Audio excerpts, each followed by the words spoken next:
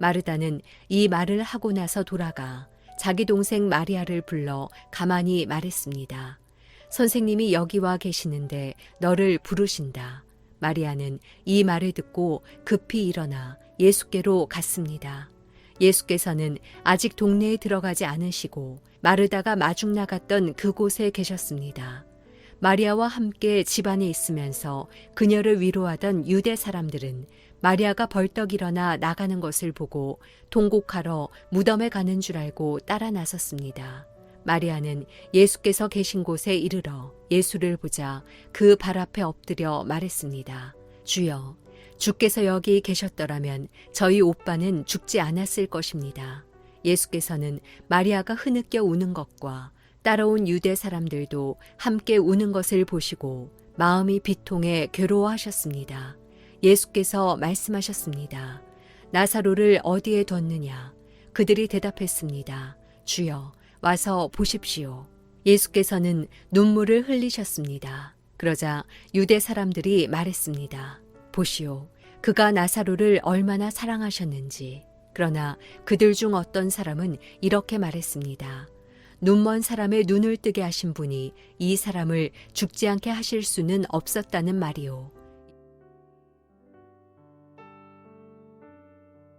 우리 일상의 첫날 아침 하나님의 말씀을 붙들고 한 주를 시작하는 이 아침 기도회에 함께 하시는 여러분들을 주님의 이름으로 축복하고 또 환영합니다.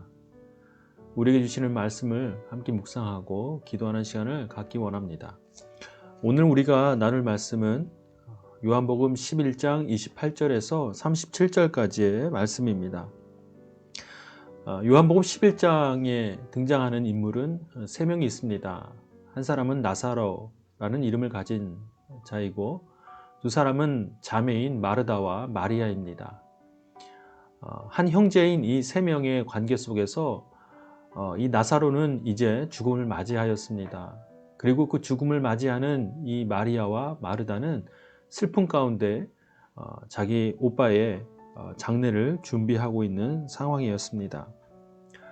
이런 상황 속에서 예수님께서는 그들을 찾아가셨습니다. 마르다와 마리아를 만남으로 말미암아 예수님께서 이 땅에 어떤 존재로 오셨는가를 다시 한번 드러내십니다.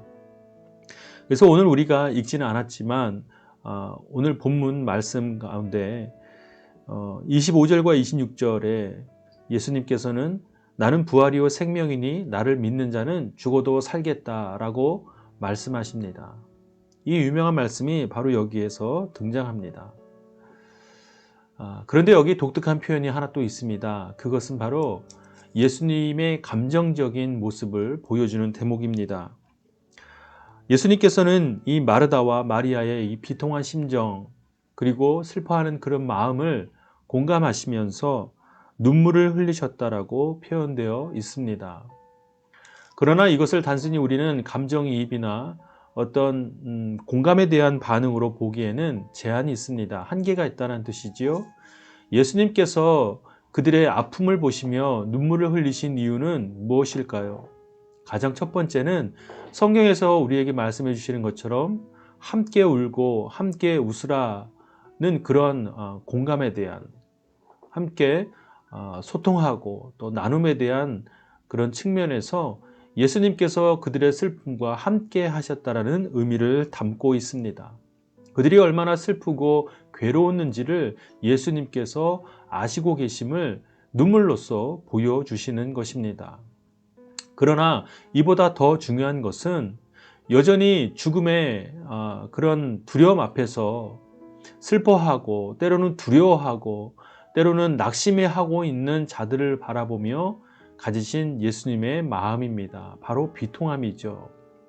왜 예수님께서 그 비통함 가운데 눈물을 흘리셨을까? 그 이유는 여기에 있습니다.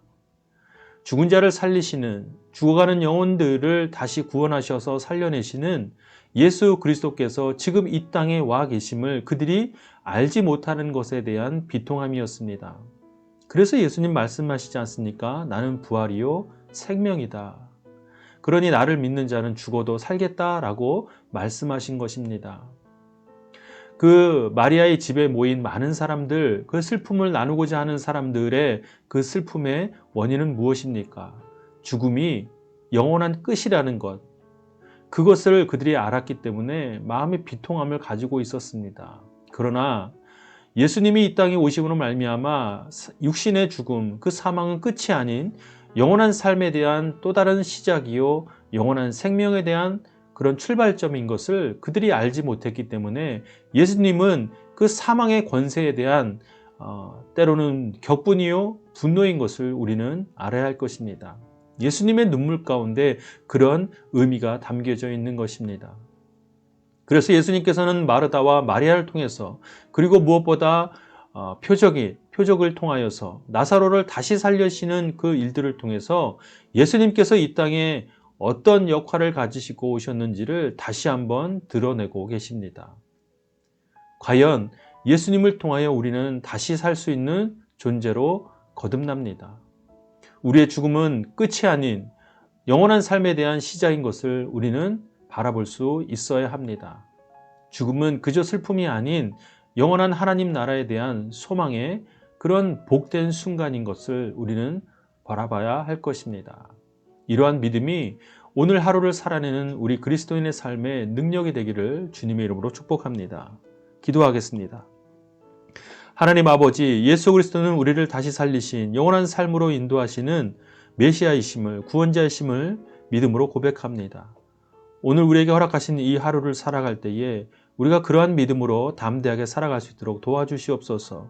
이 땅에서 붙들고 있는 모든 것들이 영원하지 않음을 바라보며 무엇보다 예수 그리스도를 통해서 주시는 영원한 것들을 소망하며 살아갈 수 있는 우리 모두가 될 수 있도록 도와주시옵소서. 감사드리며 예수님의 이름으로 기도하옵나이다. 아멘. 이 시간 함께 각자에게 주신 말씀을 묵상하고 또 그 말씀을 붙들고 오늘 하루와 또 한 주간의 삶을 의탁하며 기도하는 시간을 갖도록 하겠습니다. 사랑하는 여러분, 오늘 하루도 하나님 말씀으로 하나님 나라 누리는 하루가 되기를 주님의 이름으로 축복합니다.